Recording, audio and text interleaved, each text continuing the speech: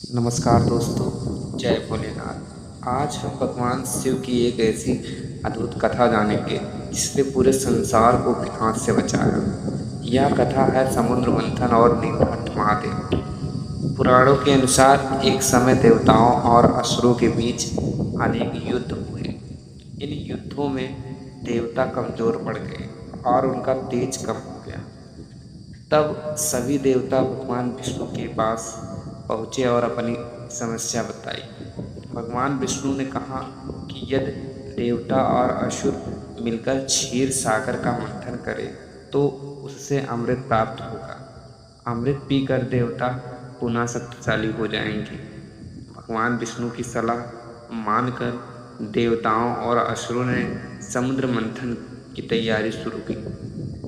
मंद्राचल पर्वत को मथनी बनाया गया और वासुकी नाग को रस्सी के रूप में उपयोग किया गया। जब मंथन शुरू हुआ तो सबसे पहले समुद्र से कोई अमृत नहीं निकला, बल्कि एक भयंकर विष निकला जिसका नाम था हलाहल विष। यह विष इतना घातक था कि उसकी गर्मी और प्रभाव से तीनों लोकों में हाहाकार मच गया। देवता, असुर, मनुष्य और सभी जीव जंतु भयभीत हो गए। सभी देवता भगवान शिव की शरण में पहुँचे और उनसे रक्षा की प्रार्थना की। संसार को संकट में देखकर भगवान शिव ने करुणा दिखाई। उन्होंने उस भयंकर विष को अपने हाथों में लिया और अपने मुख में पी लिया। लेकिन माता पार्वती ने तुरंत भगवान शिव का गला पकड़ लिया ताकि विष उनके शरीर में न फैल सके। भगवान ने भगवान शिव के कंठ में ही रुक जाए। विष जो था वो भगवान शिव के कंठ में ही रुक जाए। विष के प्रभाव से उनका कंठ नीला पड़ गया और तभी से भगवान शिव नीलकंठ कहलाए। भगवान शिव के इस त्याग और बलिदान ने पूरे संसार को विनाश से बचा लिया। यदि वे विष ना पीते तो समस्त सृष्टि नष्ट हो सकती थी। इसके बाद समुद्र मंथन जारी रहा।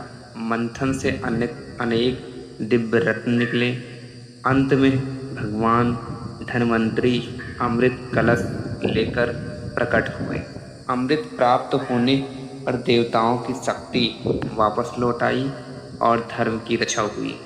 इस कथा से हमें यह एक महान शिक्षा मिलती है कि भगवान शिव हमें सिखाते हैं कि सच्चा महान व्यक्ति वही है जो दूसरों की भलाई के लिए कठिन से कठिन कष्ट सहने को तैयार रहे। नीलकंठ महादेव त्याग, करुणा और परोपकार के सर्वोच्च प्रतीक हैं और इसीलिए भक्तजन भगवान शिव की पूजा करते थे और करते हैं और उनसे जीवन के सभी विषयों अर्थात दुख, क्रोध, लोभ और अहंकार को दूर करने की प्रार्थना करते हैं। तो बोलिए नीलकंठ महादेव की जय। हर हर महादेव।